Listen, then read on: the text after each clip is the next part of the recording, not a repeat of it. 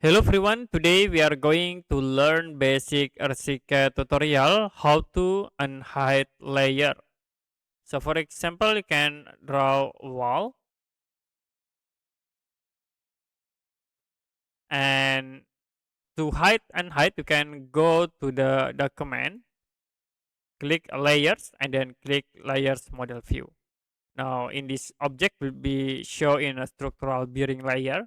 Now you can click here to hide and then click OK. It will be hide the layer object. And to unhide, you can go back to the command menu, click layer, and then click layers model view. Now you can click again the icons in it to show or unhide the layer. Click OK again to apply. Okay, another option like I will create the rectangle. So the rectangle will be set into to the drafting general layer.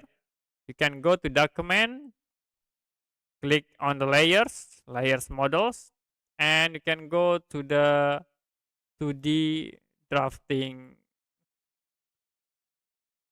general in here. You can click here to hide, click OK, it will be hide.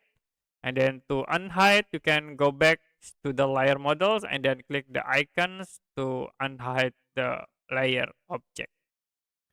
Okay, that's it for basic RCK tutorial how to unhide layer.